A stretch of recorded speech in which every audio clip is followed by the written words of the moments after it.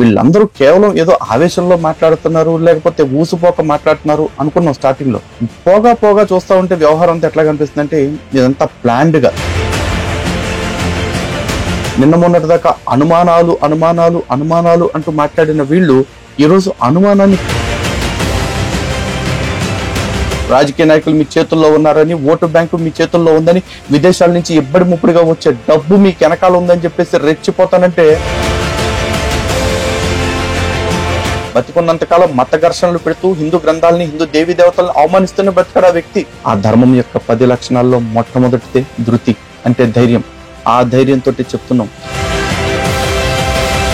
ఒక్కసారి హిందువులందరం కూడా మన శక్తి ప్రదర్శన చేయాల్సిన అవసరం ఖచ్చితంగా ఉంది. అతి త్వరలో రాజమండ్రి వేదికగానే మన హిందూ స్వరాజ్య శంఖారావం కూడా జరగబోతా ఉంది.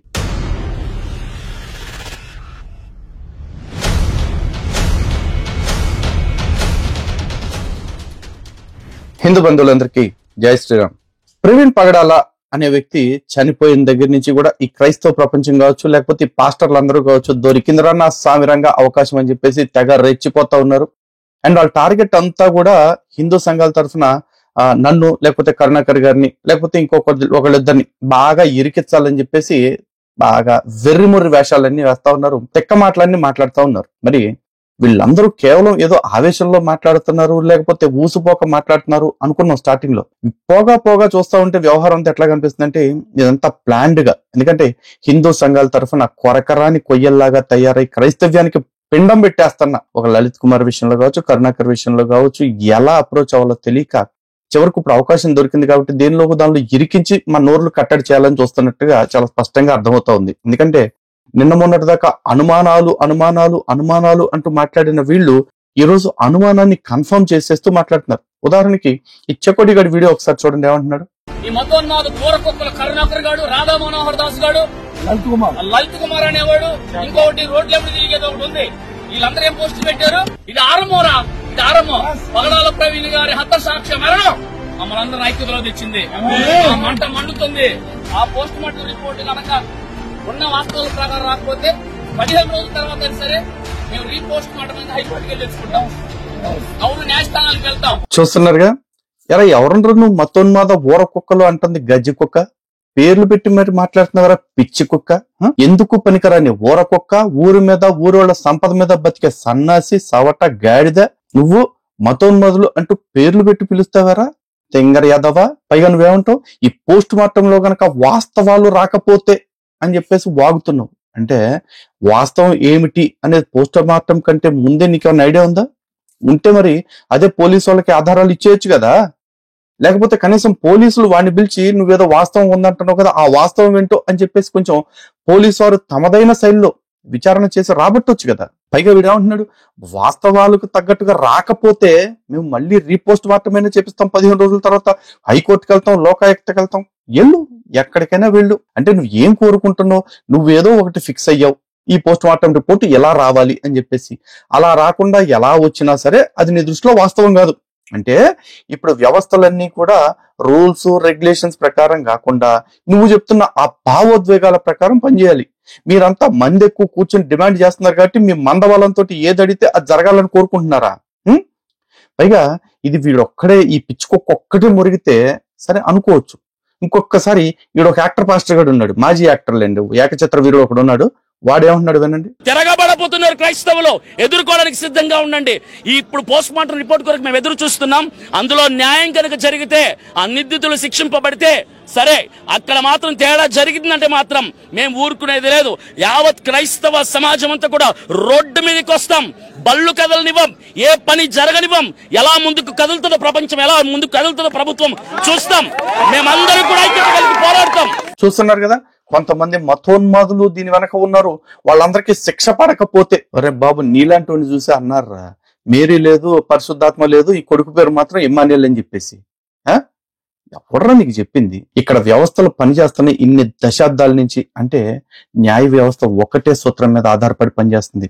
1000 మంది దోషులు తప్పించుకున్నా పర్లేదు, కానీ ఒక్క నిర్దోషికి కూడా శిక్ష పడకూడదు అని చెప్పేసి. కానీ మీరు క్లెయిమ్ చేస్తున్నారు కాబట్టి, మీరు వేలెత్తి చూపిస్తున్నారు కాబట్టి ఇప్పుడు జనాలందరూ మిగతా వాళ్ళని ఎవరినో దోషులు అనుకుని జరిగింది మర్డర్ అని ఫిక్స్ అయిపోయేసి మీరు కోరుకున్న వ్యక్తులకి శిక్షలు వేసేయాలా? ఈ పలుపు ఈ పొగరు ఇంకెక్కడైనా చూపించు. పైగా ఇంకో మాట అంటున్నాడు వీడు చూడండి. ఒక పనికిమాలిన సైతాన్ ఒకటి ఉంది, అదేమన్నా మాట్లాడుతుంది తెలుసా? యూట్యూబ్ లో లైవ్ పెట్టి పగిలిందా పగిడాలని చెప్పి వెటకారంగా పాటలు పాడి ఎవ్వడి చుట్టు కత్తిరించి గుండు కొట్టించి ఊర్లో నిలబెడతాం, ఎవ్వరు మొదలుపెట్టాం, ఎవరిని విడిచిపెట్టాం. చూశారు కదా, హిందుత్వానికి సంబంధించిన ఒక ఆవిడ ఎవరో తన ఆనందాన్ని మెన్షన్ చేసుకున్నారు. ఎందుకంటే వాడు చనిపోయినోడు ఎవరైతే ఉన్నాడో రాముడి గురించి, కృష్ణుడి గురించి, సీతమ్మ గురించి అన్నరాని మాట్లాడినాడు. ఆ కడుపు మంటతోటేదో ఆవిడ ఒక పాట పాడారు. దాన్ని పట్టుకుని గుండ్లు కొట్టిస్తా, సున్న బొట్లు పెట్టిస్తా, కోడకల్లారా ఒక్కడైనా చెయ్యాలన్న ఆలోచన చెయ్యండి, రణరంగం చేయకపోతే అప్పుడు చూసుకుంటాం మేము కూడా. ఆషామాషిగా ఉంది హిందువులంటే. ప్రతి ఒక్కడు బ్లాక్మెయిల్ చేసేవాడే, ప్రతి వాడు బెదిరించేవాడే. రాజకీయ నాయకులు మీ చేతుల్లో ఉన్నారని, ఓటు బ్యాంకు మీ చేతుల్లో ఉందని, విదేశాల నుంచి ఇబ్బడి ముప్పుడుగా వచ్చే డబ్బు మీకు వెనకాల ఉందని చెప్పేసి రెచ్చిపోతానంటే, ఇక్కడ హిందువులు ఎవడో చేతులకు మేకులు కొట్టు కూర్చోలేదురా. మా ఆడబిడ్డ మీద చేయేస్తానంటే మేమంతా చవటల్లాగా ఉన్నాం అనుకుంటున్నారా? సరే, వీళ్ళంతా అంటే మత పెచ్చ పట్టిన మతోన్మాద గాడిద కొడుకులు కాబట్టి వీళ్ళంతా వ్యవస్థల్ని బెదిరిస్తా ఉన్నారు, బ్లాక్మెయిల్ చేస్తా ఉన్నారు. కానీ జర్నలిస్ట్ ముసుగులో ఉంటున్న ఈ నక్క ఏం మాట్లాడుతుందో చూడండి.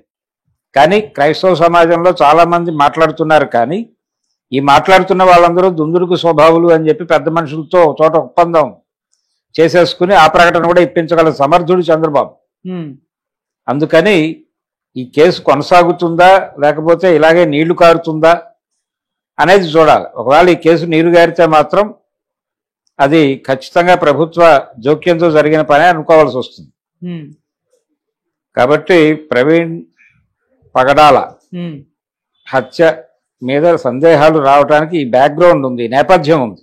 ఓకే, పర్టికులర్ గా వాళ్ళు తగిన శాస్తి జరిగింది అని పెట్టినటువంటి పోస్టులే అనుమానాలు రేకెత్తిచ్చే విధంగా ఉన్నాయి. తగిన శాస్తి జరిగింది, ఎవరికి ఏం చేయాలో దేవుడికి బాగా తెలుసు, ఈ టైప్ లో పెట్టారు. చూశారు కదా ఏమంటున్నాడు. ఈ టైంలో గనక చంద్రబాబు నాయుడు అవసరమైతే క్రైస్తవ నాయకులను కొనేసి మేనేజ్ చేయగలడు. అంటే అసలు తీర్పే రాకముందు ఒకవేళ నెగిటివ్ గా వస్తే ఏంటి అంటే, నెగిటివిటీ ఇన్ ద సెన్స్ వీళ్ళు అనుకున్నట్టుగా కాకుండా ఒరిజినల్ వాస్తవాలు వస్తే పరిస్థితి ఏంటి అనే దానికి కూడా వీళ్ళు కౌంటర్ నారేటివ్ సెట్ చేస్తున్నారు.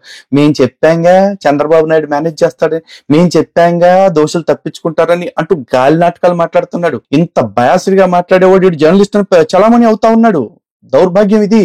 అంటే వ్యవస్థల్ని ఒక రకంగా బ్లాక్మెయిల్ చేస్తా ఉన్నారు, ఎమోషనల్ బ్లాక్మెయిల్ చేస్తా ఉన్నారు. మా దగ్గర జనాలు ఉన్నారు అని చెప్పేసి, మా దగ్గర మీడియా ఉందని చెప్పేసి పిచ్చి కుక్కల్లాగా పిచ్చి కోతలు వస్తూ హిందువుల్ని ఎర్రి బాగులోళ్ళని చేయాలని చూస్తా ఉన్నారు. పైగా ఏమంటాడు, దానికి కారణం ఆధారాలు ఉన్నాయంట.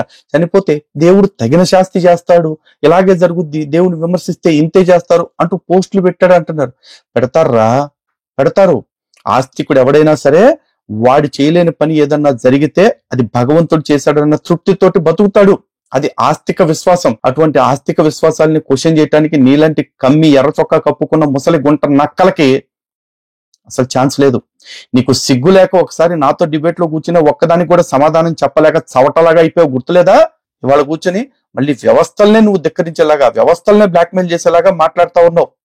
ఇక్కడితో అయిపోయింది అనుకోమాకండి. ఒక్కసారి ఈ స్క్రీన్ షాట్ చూడండి. పాస్టర్ ప్రవీణ్ మృతి, ఏపీ ప్రభుత్వానికి కేటీఆర్ విజ్ఞప్తి. ప్రముఖ పాస్టర్ ప్రవీణ్ కుమార్ పగడాల మృతిపై తెలంగాణ మాజీ కేటీఆర్ ఏపీ ప్రభుత్వానికి విజ్ఞప్తి చేశారు. పాస్టర్ ప్రవీణ్ మృతిపై ఏపీ ప్రభుత్వం విచారణ జరిపించాలని విజ్ఞప్తి చేస్తారు. ఈ సందర్భంగా పాస్టర్ ప్రవీణ్ కుటుంబ సభ్యులకు సానుభూతి తెలుపుతున్నట్లు కేటీఆర్ వెల్లడించారు. కాగా పాస్టర్ ప్రవీణ్ కుమార్ పగడాల మృతితో తెలుగు రాష్ట్రాల్లో కలకలం సృష్టిస్తున్న విషయం తెలిసింది. సరే, న్యూస్ రాసినతను ఆ పదాలు ఎన్ని కుదిరినా కుదరకపోయినా ఏదో జర్నలిజం అనిపించాడు. కానీ కేటీఆర్ ఈ విషయంలో స్పందించాడు అంటున్నారు కదా. మరి కేటీఆర్ నే నేరుగా అడుగుతా ఉన్నాను, ఏమంటే వరంగల్లో సత్యనారాయణ మూర్తి గారు అనే పూజారి గారిని గుడిలోకి వచ్చి ఒక ఇమాము పిచ్చోడు అని చెప్పి ముద్ర వేసుకుని వచ్చి కొట్టి చంపేశాడు కదా. దాని మీద ఆ పూజారి కుటుంబానికి మీరు చేసిన న్యాయం ఏంటి? మీరు చేసిన ఆ తగిన విచారణ ఏంటి? ఇప్పుడు మాత్రం తగుదునమ్మా అని వచ్చేసి, అంటే ఒక 1000 మంది క్రిస్టియన్స్ జమ అయ్యారు కాబట్టి ఈ 1000 మంది ఓట్లు దొబ్బేయటం కోసం అని చెప్పేసి ఇష్టం వచ్చినట్టు వాళ్ళని మెప్పించడం కోసం మాట్లాడేస్తారా? మీరు సానుభూతి వ్యక్తం చేసే అంత సొద్దపోసేం కాదు అక్కడ. బతికున్నంతకాలం మత ఘర్షణలు పెడుతూ హిందూ గ్రంథాలని, హిందూ దేవీ దేవతలను అవమానిస్తూనే బతికాడు ఆ వ్యక్తి. మీకు సంబంధించిన సబ్జెక్టే కాదు ఇది, కానీ దూరేశారు. అలాగే ఇక ఆంధ్రప్రదేశ్ విషయానికి వస్తే ఇది అసలు కీలకమైన విషయం మాట్లాడుకోవాల్సింది. మహాసేన రాజేష్ అనే వ్యక్తి నిన్న ఇన్వెస్టిగేషన్ ఆఫీసర్ గా ఉన్న దేవ్ కుమార్ గారిని కలిసి ఆయనకి తన అనుమానాలని ఇచ్చాడు. ఆ అనుమానాలు ఏంటో చూడండి ఒకసారి. మొత్తం 5 పాయింట్లు ఇచ్చారు. కొవ్వూరు టోల్గేట్ ముందే ఆయనపై దాడి జరిగినట్లుగా మేము అనుమానిస్తున్నాం. కాబట్టి కొవ్వూరు అనంతపల్లి టోల్గేట్ల మధ్య ఉన్న దాదాపు 8 సీసీ కెమెరాల ఫుల్ ఫుటేజ్ టైం తో పాటు వెంటనే రిలీజ్ చేయండి. ఇక రెండోది, పెట్రోల్ బంక్ ముందు బైక్ పడిపోయిన తర్వాత ఎవరైనా ఆయనపై దాడి చేసి చంపారా అనే అనుమానాలు మాకు బలపడుతున్నాయి. కనుక ఆయన బైక్ పడిపోయిన తర్వాత ఉదయం పోలీసు వారు అక్కడికి చేరుకునే వరకు ఉన్న సీసీ ఫుటేజ్ వెంటనే రిలీజ్ చేయండి. ఇక మూడోది, ఎక్కడో ఆయన్ని చంపి ఇక్కడ ఆయన శవాన్ని పడేసి ఆయనపై బైక్ పడుకోబెట్టారని మాకు అనుమానం ఉంది. కనుక ఆయన విజయవాడ నుండి కొవ్వూరు వరకు ఆయన దాటిన టోల్ గేట్ సీసీ ఫుటేజ్ల వివరాలని టైం తో పాటు రిలీజ్ చేయండి. అన్నిటికీ ఒకటే సోది, సీసీ ఫుటేజ్ తీసుకోండి. ఆయన రెడ్ కార్ తో ఉద్దేశపూర్వకంగా గుద్ది చంపారని మాకు అనుమానం ఉంది. కనుక ఆ రెడ్ కార్ ఎక్కడి నుండి వచ్చింది, ఎక్కడికి వెళ్ళింది, ఆ కార్ ఓనర్ ఎవరు, తదితర వివరాలను వెంటనే బయట పెట్టండి. ఐదోది, ఆయన్ని కర్రలతో కొట్టి చంపారని, రాడ్డుతో కొట్టి చంపారని మాకు అనుమానాలు ఉన్నాయి. కనుక అలాంటి గాయాలు ఏమైనా ఆయన ఒంటిపై శవ పంచనామాలో గమనించారా లేదా అన్న వివరాలు వెంటనే పోస్ట్ మార్టం చేసిన వైద్యులు, కుటుంబ సభ్యులు, పెద్దలు, సాక్షుల మధ్య ప్రెస్ మీట్ పెట్టి నిర్వహించాలి. ఓకే, ఈ అనుమానాలు ఇచ్చారు. అఫ్ కోర్స్ మార్కెట్ లో అందరూ క్రియేట్ చేస్తున్న అనుమానాలే కాబట్టి మార్కెట్ లో పోలీస్ ఇన్వెస్టిగేషన్ కి ప్యారలల్ గా జరిగిన పాస్టర్స్ ఇన్వెస్టిగేషన్ లో తేల్చబడ్డ అనుమానాలు కాబట్టి అందరితో పాటే అడిగాడు అనుకుందాం. కానీ ఎలా అడిగాడు, ఏ హోదాలో అడిగాడు అంటే టీడీపీ రాష్ట్ర అధికార ప్రతినిధి మరియు TDP SC steering committee member గా ఈ రాజేష్ మహాసేన అనే వ్యక్తి వీటిని అడగటం జరిగింది. అది తెలుగుదేశం పార్టీ జాతీయ కార్యాలయం యొక్క అధికారిక లెటర్ హెడ్ నుంచి. అంటే ఒక రాష్ట్ర ప్రభుత్వం నడుపుతున్న పార్టీకి సంబంధించిన వ్యక్తి ఈ విధంగా అడుగుతున్నాడు అంటే బహుశా ఇది ప్రభుత్వం నుంచి వచ్చిన స్టేట్మెంట్ గానే మాలాంటి వాళ్ళు పరిగణించాల్సి ఉంటుంది. అంటే ప్రభుత్వం కూడా వెస్టెడ్ ఇంట్రెస్ట్ తోటి ఈ విధంగా ఉందా?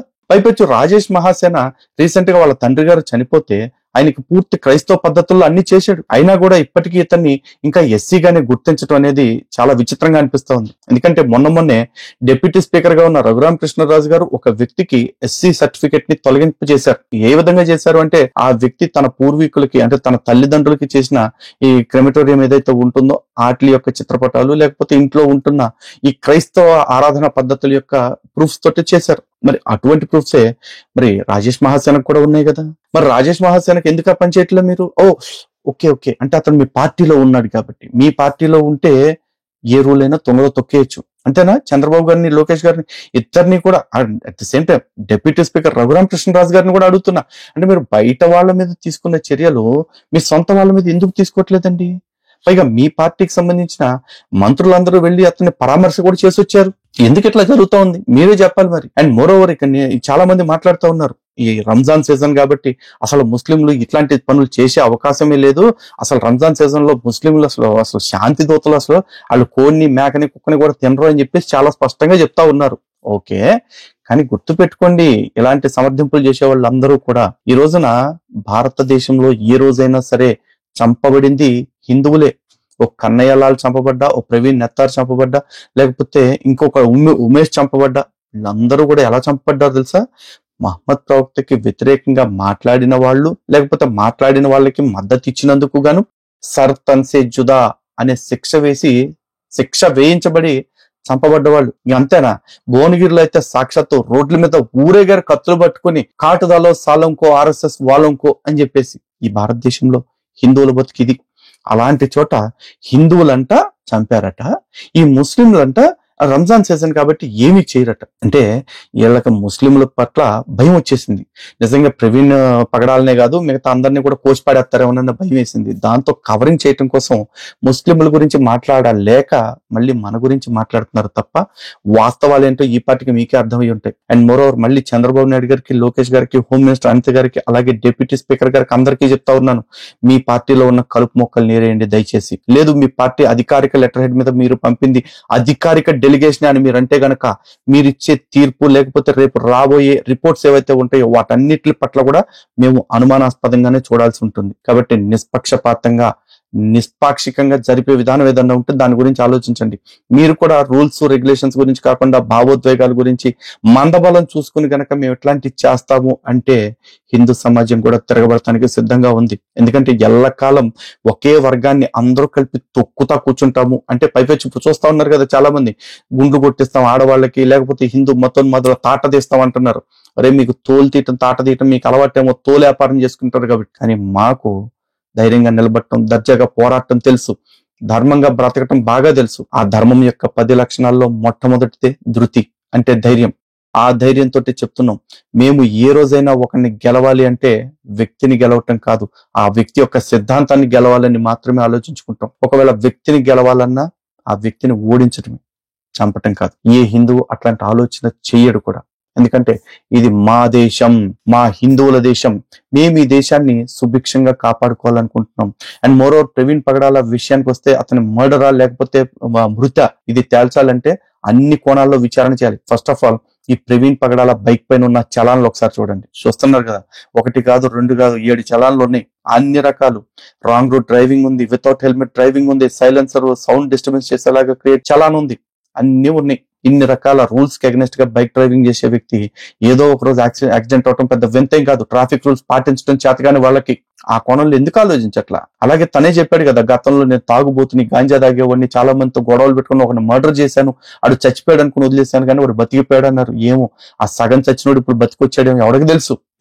అంతేకాకుండా ప్రవీణ్ పగడాల ఆ ఊరు వచ్చింది, ఆ ఊరి నుంచి బయలుదేరుతుంది, తన కుటుంబ సభ్యులకి లేకపోతే అక్కడ మీటింగ్స్ పెట్టిన నిర్వాహకులు ఎవరైతే ఉంటారో వాళ్ళకి మాత్రమే తెలిసే అవకాశం ఉంది. అసలు ప్రవీణ్ పగడాల రాజమండ్రి ఎందుకు వచ్చాడు అనేది ఇప్పటివరకు స్పష్టత ఇవ్వలేదు ఎవరు. అలాగే రాజమండ్రి నుంచి ఏ టైంలో బయలుదేరాడు, అక్కడ ఏమైనా మీటింగ్స్ లో పార్టిసిపేట్ చేశాడా, ఎవరెవరిని కలిశాడు, ఇవన్నీ ఎందుకు చెప్పట్లా? పైగా ఉదయం షమి మాట్లాడుతూ ఒక వీడియో చేశాడు, దానిలో అతను ఏదో ఒక 5 కోట్ల రూపాయల లావాదేవీ కోసం రాజమండ్రి వచ్చాడు అని చెప్పేసి కూడా చెప్తున్నారు. చూడండి మరి ఈ వెనకాల ఆర్థిక సంబంధాలు ఏమున్నాయా, లేకపోతే అక్రమ సంబంధాలు ఏమున్నాయా, లేక మర్యాదైన సంబంధాలు ఉన్నాయా, అన్ని నిగ్గు తేల్చాల్సిన బాధ్యత పోలీసుల మీద ఉంది. కానీ ఈ బ్యాక్ సీట్ డ్రైవింగ్ లాగా, లేకపోతే పాస్టర్ల ఇన్వెస్టిగేషన్ ఏదైతే ఉందో దీన్ని నమ్ముకుని లేకపోతే దీనికి భయపడి కనుక విచారణలు చేస్తే ఖచ్చితంగా చట్ట ప్రకారం హిందువులకి అన్యాయం చేసిన వాళ్ళు అవుతారు. హిందువులకు కాదు, ఎవరికైనా సరే అన్యాయం జరిగినట్లు అవుతుంది.